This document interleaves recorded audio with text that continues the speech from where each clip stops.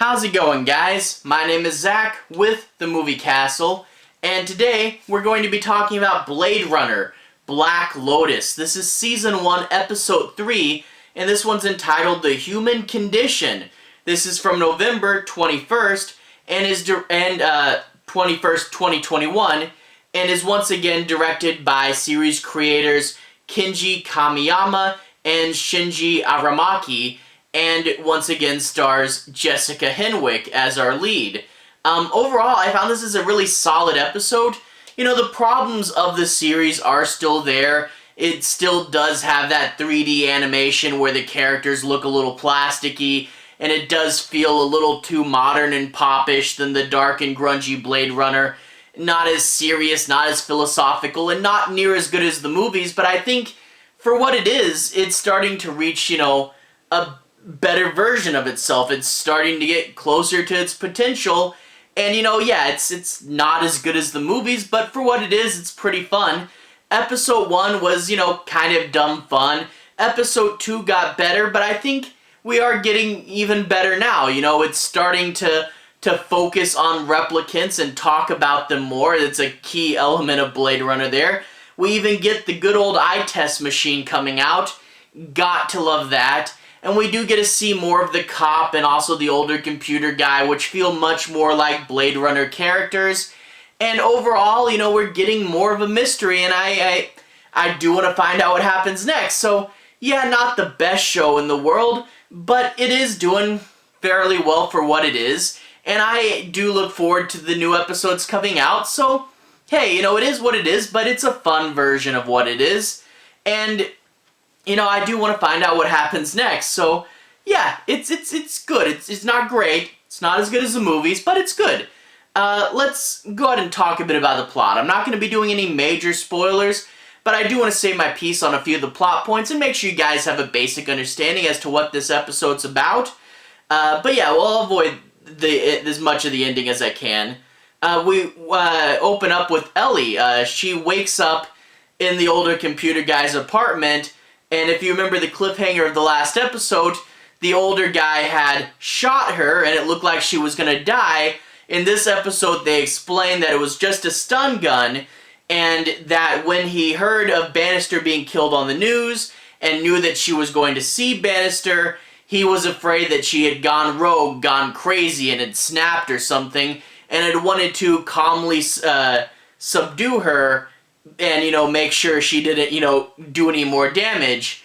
Overall, I guess it's a logical enough excuse, but it really does seem like, you took the last episode, wanted to end it on a shocking cliffhanger, one main character's killing the other, and then pretty quickly we're sweeping it back under the rug and getting back to status quo.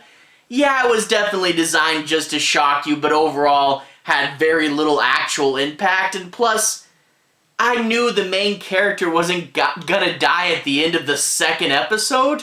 It's pretty obvious, but okay, it was just a stun gun.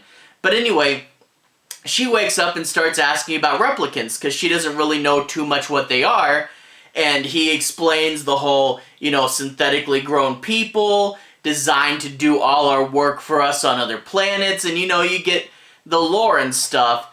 And she goes, "Am I a replicant?" And he says, "No, of course you're not." And he's pretty adamant about, "No, you're not a replicant, don't worry about it." And she goes, "But I have to know for sure." So he does the thing, going into her eye and looking at it for the serial number, because Nexus 8 units have a serial number. I believe it's in their eyelid on the back. We see him pull down the eye, and we see the bottom of the eyeball, but we don't see the under the eyelid, because I think that's where it is, right? It's under the eyelid, or is it on the eyeball? But we don't actually see the serial number, and it cuts away for a second to a wider shot before he says no. And I'm wondering, could they just not animate the eyelid coming down? Or do they want us to not know for certain, cutting away? Maybe he did find something and he's just denying it, and that's why the shot pulled out to wider beforehand, So I'm kind of wondering if he's lying here, because he just goes, "No, you don't have a serial number, which means you're not a Nexus 8. But also, all the Nexus 6s are dead by now because of that whole lifespan thing." But I kind of wonder, she's not a 6 or an 8. What if she's a 7? Or she could be a 9. Probably not. Those are supposed to be more docile. But she could be a 7, so I am kind of wondering about that. The 7s are kind of elusive. We don't really know too much about them. There was a fan theory that Rachel from the first movie was like a prototype 7, and maybe whatever they found out with her made them go, okay, let's skip this model, jump straight to the 8, and maybe there aren't that many 7s. So I'm wondering if she's a 7, you know, that's kind of something I'm wondering about. By the way, I'm gonna end up talking about a lot of lore. I'm a Blade Runner fan, but I know that there are a lot of people that are bigger nerds than I am, and if I get anything wrong or if there's anything you want to elaborate on, feel free to tell me, because I'm always curious to learn more about this world. I really do love it, and if there's anything you want to elaborate on, you know, little things that I might have missed, feel free to tell me.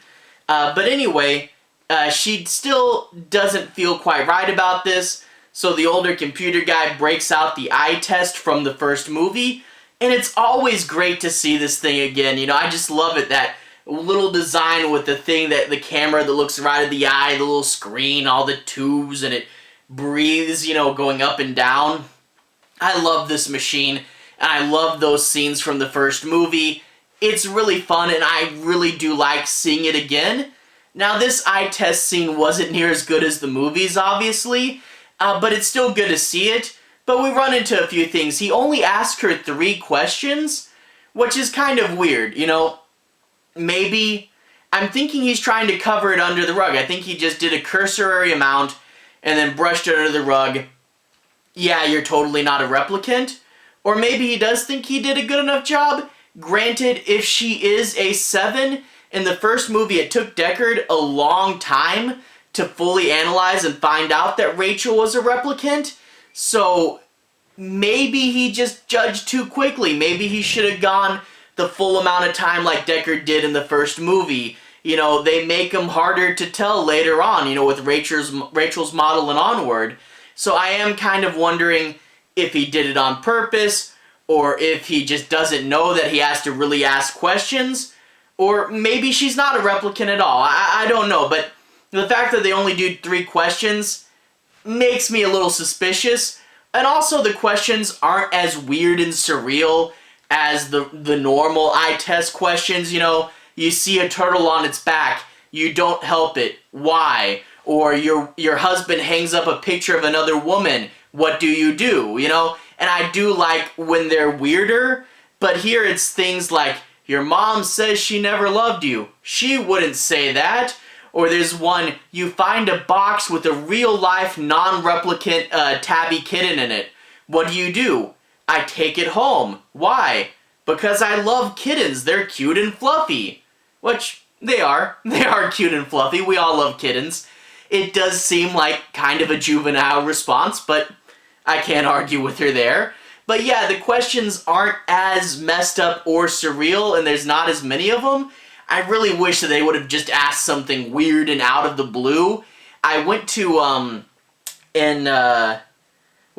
Seattle? They had the Museum of Pop Culture there, and they actually had Deckard's list of questions on display, and I really loved reading through all those. Those were fun.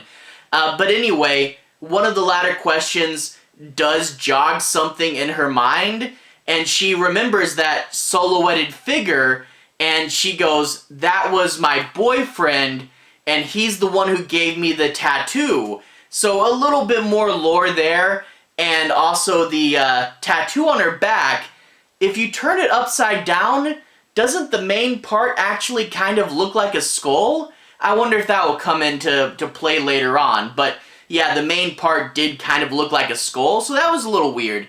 And also, it was by a pool. Like, is a way cleaner and nicer than we're used to seeing in Blade Runner. And I am kind of wondering, you know, what I think, and this is just a fan theory, but what I think Ellie might be is I think at one point she was a real person, but they recreated her as a replicant and put all her memories in that. I think that's what she is, and I think she was, you know, memories from before the world of Blade Runner got really bad, which is why she surprised the neighborhood so downhill and how bad the world is. So I'm thinking she's a recreation of a person from before when the world got bad, but that's just a theory. But anyway, we do also get more with the cop. The cop knows she's looking for a young girl, hears the rumors about a young girl beating up this gang from episode 1, and goes to the gang, and at first they don't want to talk, but she also beats them all up, which this is the second time this gang has gotten beat up by a single person, so poor gang there, but whatever. She beats them all up, and yeah, Kung Fu's not really a Blade Runner thing, but whatever, fun action. And she eventually gets the story about how there was a girl with a katana, and she starts to track this down and try to figure out what's going on.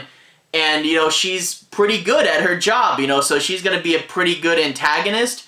But I'm thinking she'll come around. I'm thinking she'll not be satisfied with just going after Ellie, and she'll know there's a bigger mystery and want the actual bigger piece of the pie. I think that's where she's going, so we'll see about that. But yeah, always good to see this character, and I am curious where she's going to go. But we also do get another scene with the older man and the younger man talking about their plans and how Bannister's death will make it harder to re-legalize replicants on Earth. And then they'd start talking about how the younger one had developed synthetic protein and solved the hunger crisis. And I'm like, wait a minute, that's Jared Leto's character. And I did look it up, Nadette Wallace, and they're listed in the credits as junior and senior. So yeah, this is 17 years in the past, a younger version of Jared Leto's character. And yeah, I was really glad to see that. We're tying directly into the movies. We're getting a bit of this character's past, and yeah, just feeling that actual connection with an actual character from one of the movies. I'm like, okay, this is interesting. Where's it going? How does he become the guy we knew in Blade Runner 2049? There's a lot of, you know, potential here for a good story that, you know, will tell a little bit about the world between the two movies, you know? And I am looking, you know, I'm like, okay, this is set in 2032. We know about 2036. 2036 is when they rolled out the Nexus 9s, and they were supposed to be more docile, and replicants got allowed on Earth again. So I'm wondering if that's where this series is building up to, the Nexus 9s and stuff, you know, so that is curious. But yeah, a lot of lore here, and, you know, there's things like, I should have mentioned it earlier, the eye test. They say, oh, we call this, Voigtkampf, Voigtkampff, which I'm guessing is German. But, yeah, I do like the eye test actually has a name now. The eye test has a name. We get to find out more about it, more about replicants. We get to find out what a younger version of Jared Leto is doing. There's a lot of interesting stuff in here, you know, and like I said, the series still is what it is. It's not as good as the movies. It's more poppy, not as philosophical. But we are getting into the mystery, and we are getting into lore, so it's moving in the right direction. It's getting better. It still is what it is, but I'm liking it so far. You know, it's cheesy, but there's fun to be had, and there's some cool stuff, and like I said, the background artists do great, and the world really does look right, so yeah, I'm liking this so far. It's, you know, not perfect, but it's cool, and I'm definitely looking forward to the next one. Anyway, to everyone who's watched so far, thank you for watching.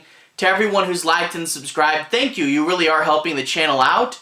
I'll leave a relevant playlist on the bottom. If you guys want to see more, you can click there and see more. That should be my Blade Runner playlist, where you can find my reviews for the first 2 episodes, also the first movie, also the spin-off film Soldier with Kurt Russell, and a lot of the comics that came out recently, so I do have a bit of a playlist there. Anyway, have a good day. I'll see you guys again very, very soon. Relevant playlist on the bottom. Have a good day now.